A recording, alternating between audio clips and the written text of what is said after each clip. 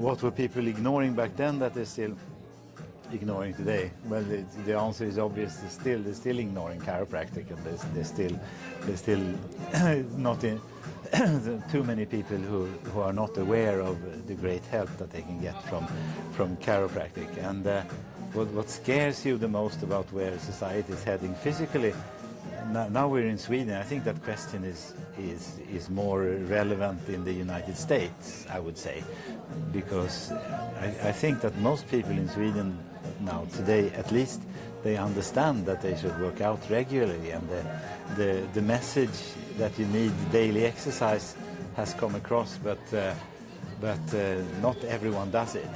That everyone knows that you need to work out in some form regularly, but not everyone comes around doing it. So that can be worked on. I don't think it's possible to ever have people working out, everyone working out regularly, but at least, like, if you work out at least regularly for some part of your life, you will have a lot of health benefits. And training doesn't necessarily mean that you need to dress up in a fancy outfit and go to an expensive gym. It can just be walking a few blocks can give you a great benefit. And do you think people are getting more and more disconnected from their own bodies? I don't think so. I think maybe a lot of people today is disconnected from reality. They tend to live too much in front of their screens with their tablets and their telephones, and taking too much influence on what they see on the screens, and they fail to enjoy life in real life. That's maybe doesn't really scare me, but I think that a lot of people are missing out on everything beautiful that is around us, and they spend too much time looking at screens instead. When did you realize this work was about something much bigger than healthcare? Yes, you could say maybe that chiropractic is much bigger than healthcare. It can, with a very modest effort, can improve people's life in a sensational way.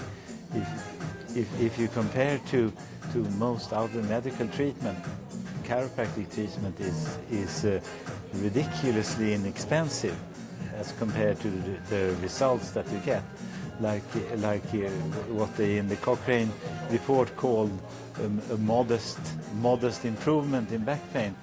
To get the same modest improvement for some other illness would cost billions and billions of crowns, whereas chiropractic doesn't cost. It doesn't cost the regions much money at all, because most people pay out of their own pocket for chiropractic. So it doesn't cost the government and the taxpayers anything with chiropractic treatment, because it's so efficient that people can still afford. So they get so much out of the treatment that they're willing to pay for it out of their own pocket. And that's, in my view, is evidence that the effect of chiropractic is much more than modest.